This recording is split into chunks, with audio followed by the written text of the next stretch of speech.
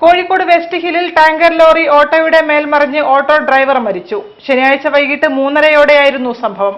അപകടത്തെ തുടർന്ന് ടാങ്കർ ലോറിയിലുണ്ടായ ചോർച്ച പ്രദേശത്ത് പരിഭ്രാന്തി പരത്തി.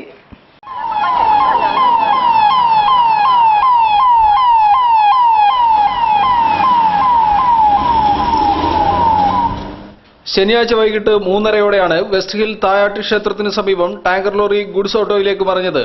വെസ്റ്റ് ഹിൽ ചുങ്കത്തു നിന്നും ബൈപ്പാസിലേക്കുള്ള വഴിയിലെ വളവിലായിരുന്നു അപകടം. വളവ് തിരിയുന്നതിനിടെ ടാങ്കർ ലോറി സമീപത്ത് നിർത്തിയിട്ട ഗുഡ്സ് ഓട്ടോയുടെ മുകളിലേക്ക് മറിയുകയായിരുന്നു.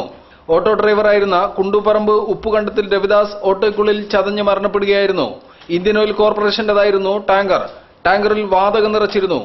അപകടത്തെ തുടർന്ന് ടാങ്കറിൽ നിന്ന് വാതകം പരന്നത് ഏറെ നേരം പരിഭ്രാന്തി സൃഷ്ടിച്ചു. സംഭവത്തെ തുടർന്ന് റോഡിൽ ഏറെ നേരം ഗതാഗത കുരുക്കുണ്ടായി.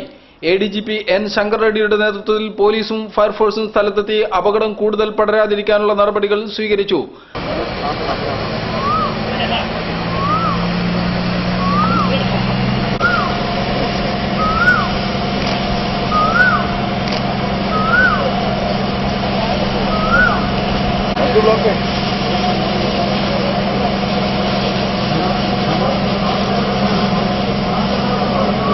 അര കിലോമീറ്റർ ചുറ്റളവിലുള്ള പരിസരവാസികളെ സ്ഥലത്തുനിന്ന് മാറ്റി.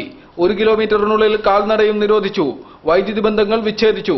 ഇന്ത്യൻ ഓയിൽ കോർപ്പറേഷൻ അധികൃതരും MK Raghavan MP, Elamaram Kareem MLA ഉൾപ്പെടെയുള്ളവരും സ്ഥലത്തെത്തി. News bureau, Kozhikode.